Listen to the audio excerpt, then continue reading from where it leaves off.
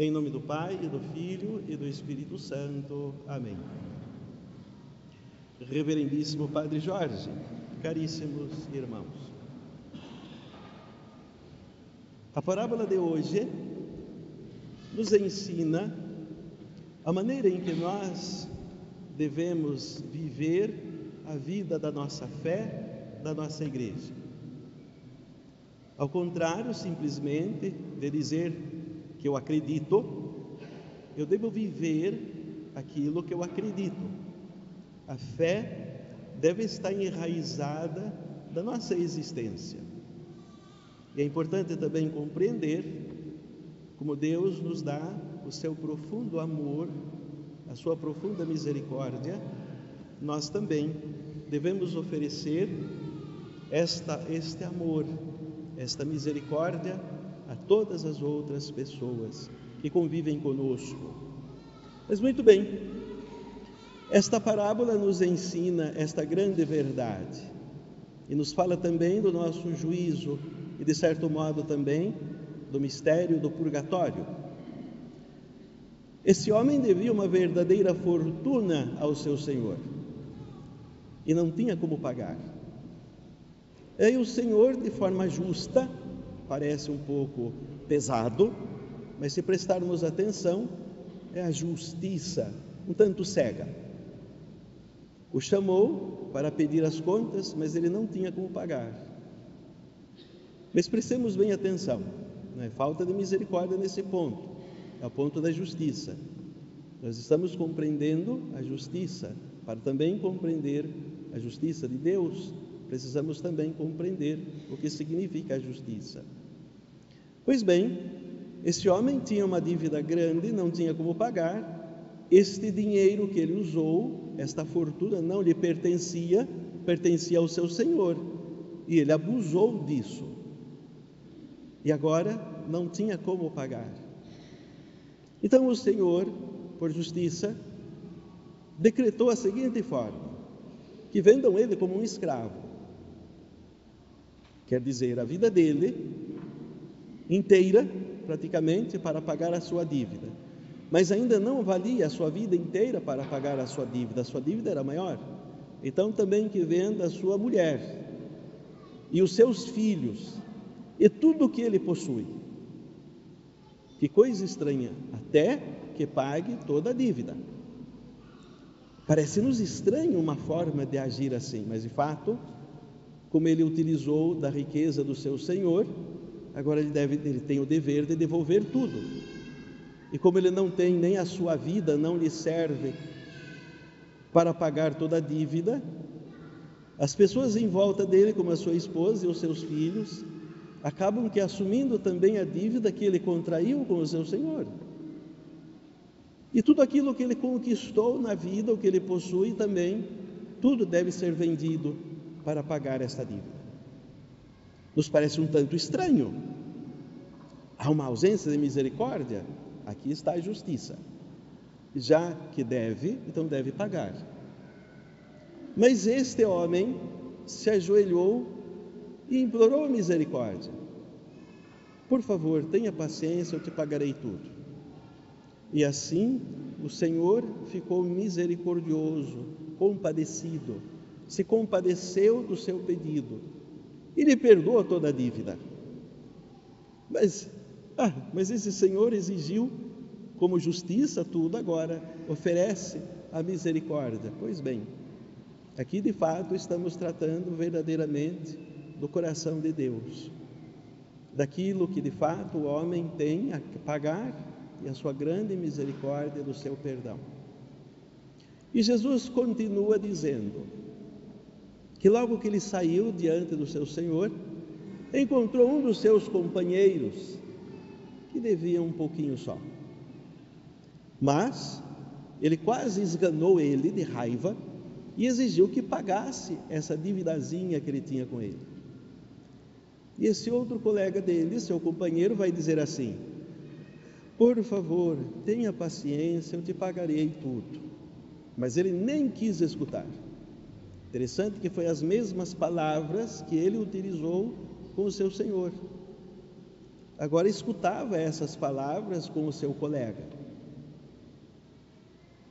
E esse homem mandou que prendessem ele da prisão para que ele pagasse tudo. Não ficou satisfeito enquanto não fez justiça. E o Senhor ficou sabendo e ficou triste por saber desta situação e o chamou e vai dizer assim: servo mau, eu te perdoei toda a dívida, tu devias também ter perdoado o teu irmão.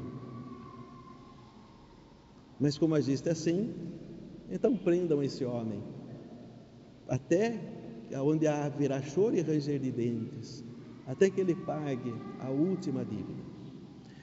E nosso Senhor arremata: assim o meu Pai vos tratará, se não vos perdoardes uns aos outros de todo o coração.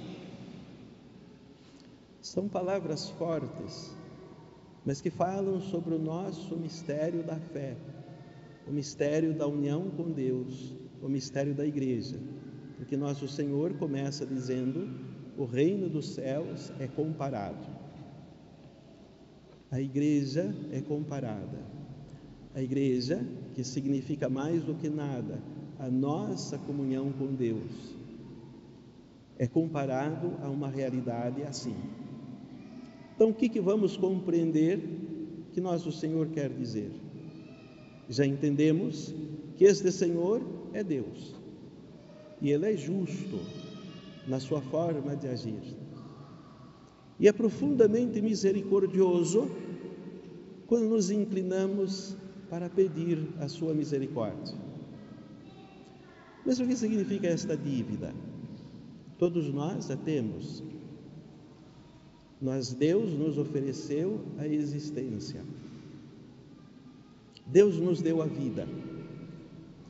Porém, esta vida de fato não nos pertence. É riqueza dele, é dádiva dele. E nós vamos utilizar a nossa vida conforme esta dádiva dele, que pertence a ele. Se viemos à existência, é para conhecê-lo e amá-lo. Significa que essa vida não nos pertence. Nós temos um dono, e a nossa existência tem um dono. Se não conseguimos viver esta vida conforme os desígnios de nosso Senhor, nós estamos abusando daquilo que não nos pertence. Nós não nos pertencemos. A nossa existência não é nossa, mas pertence tudo a Deus. E é claro que aí vamos compreender a realidade do pecado, sobretudo o pecado mortal. Vamos adquirindo assim uma dívida. Por que uma dívida? Porque eu não tenho direito de pecar. Não tenho direito de pecar. Não. É um erro imaginar: é meu direito pecar. Não, nenhum de nós temos o direito. Quando pecamos, significa desviamos da reta, da meta que nosso Senhor nos fez na existência. Nós viramos a cara para Ele, viramos o rosto para Ele, contra Ele. E assim, dessa forma, vamos adquirindo uma dívida, porque estamos abusando deste grande dom da existência que Deus nos ofereceu. E assim, é claro, pouco a pouco vamos contraindo uma dívida. Mas se nós imploramos a misericórdia de nosso Senhor, Ele sempre nos perdoa. Por isso o confessionário. De tal modo que nosso Senhor quer nos oferecer a sua misericórdia, que Ele fez um sacramento para poder perdoar todas as nossas dívidas. Então, ajoelhados, pedimos perdão. Qualquer pecado que cometemos grave vai ter uma pena eterna. A nossa existência não serve para pagar a nossa vida, a nossa dívida. Tudo que nós temos, tudo que nós somos, não servem para pagar nenhum pecadinho que cometemos. Nós abusamos dessa grande dádiva que não nos pertence, dessa riqueza da vida que não nos pertence. E muitas vezes, por causa dos nossos pecados, tantas outras pessoas em volta de nós, ou não tão em volta de nós, são obrigados a se penitenciar e também ter consequência na vida dessas outras pessoas os meus pecados, os pecados que eu cometo. Por isso que o mal, pouco a pouco, vai se propagando. Só de eu estar em pecado grave, eu já deixo de ser o canal de salvação, o canal de graça sobre toda a humanidade. Por isso a necessidade de estarmos sempre em estado de graça. E muitas vezes dentro da minha família, eu que deveria ser o grande canal de graças para a minha família, mas o estado de pecado mortal, a separação da amizade com Deus, deixei de ser canal de graças para a minha família. Então, de fato, por mais que eu cometa o meu pecado sozinho e achando, não, é só eu que vou pagar, eu deixei de ser sinal de graças. Então meus filhos, a minha esposa, ou vice-versa, também acabam tendo que se responsabilizar pelo mal que fiz, mesmo às escondidas. Por isso a importância de estarmos sempre no estado de graça, para que as pessoas também, através de nós, como canais de graça, possam receber tantas e tantas graças, através de nós todos como os canais de graças, como luzes, como o Senhor diz, vós sois a luz do mundo, para irradiar a sua graça, a sua luz a todas as outras criaturas. Mas, no entanto, se nós não vivemos esse mistério da misericórdia, vamos também que prestar conta desta grande ausência do nosso coração. Se eu recebi de Deus a misericórdia, sobretudo no confessionário, de todos os males que eu fiz, e Deus me abraçou e me deu essa sua grande graça de ser perdoado, e através das penitências vou quitando a minha dívida, Deus oferece a quitação da dívida eterna através do confessionário. Pois bem, uma vez perdoado, eu vou fazer a mesma coisa. Se alguém tem alguma coisa contra mim e me fez um mal horrível que seja, nada é do mal que eu ofendi a Deus. Quando alguém me ofende, eu devo oferecer a misericórdia de todo o meu coração. Porque um dia também eu vou me apresentar ao juízo de Deus. E se eu não conseguir perdoar o meu irmão de todo o meu coração, vou ter que escutar estas palavras: servo mau, eu te perdoei a dívida que você fez comigo. Você abusou do dom que eu te dei, da existência. Você usou só para você, para o seu prazer, para a sua adoração. Mas eu te perdoei porque você veio pedir perdão. Você foi se confessar e pediu perdão. E eu te perdoei. Mas você não fez isso com os seus irmãos. Então, prendam esse homem até que ele pague a última dívida. Esse é o purgatório. A pessoa está perdoada, mas como não conseguiu viver esse grande mistério da misericórdia, e continuou de certo modo também nas suas quedas, na ausência do amor a Deus, não imitou, não assumiu o que Deus fez, não assumiu esse mesmo amor de Deus para com os outros, até que pague a última dívida. Assim meu Pai vos tratará, disse Jesus. Assim também, se não aprendermos a imitar a Deus na sua forma de nos amar, e fazermos a mesma coisa com os outros, teremos que passar um grande tempo no purgatório para pagarmos as nossas dívidas que vamos adquirindo com os nossos pecados. Mas a maior de todas as lições é esta da misericórdia. Se Deus me perdoa tudo aquilo que eu faço, quem sou eu para não perdoar as coisinhas que fazem contra mim? O verdadeiro cristão não guarda mágoas no coração, porque assim como Deus o ama, Ele também ama os outros. Nosso Senhor, quando morria na cruz, olhava para os seus algozes e dizia ao Pai: perdoai-lhes, eles não sabem o que fazem. Esse é o grande exemplo para a nossa existência.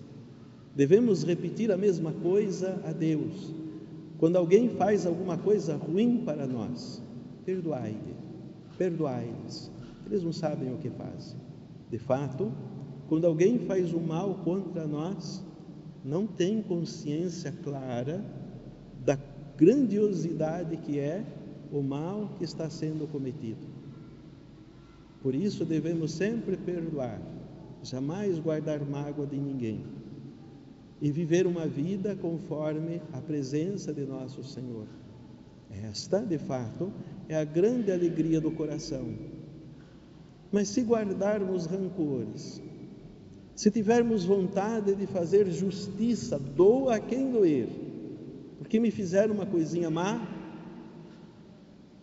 sempre serei rancoroso, sempre serei com o coração ruim, com ódio. O ódio se vence com o amor, sobretudo na expressão da misericórdia. Peçamos sempre a nossa querida mãe, que ontem estávamos festejando a sua presença materna na nossa pátria, a nossa querida padroeira, que ela, como nossa mãe, nos ajude a nos educar bem, para sermos bons uns para com os outros e perdoarmos todas as ofensas que cometem contra nós. Em nome do Pai, e do Filho, e do Espírito Santo. Amém.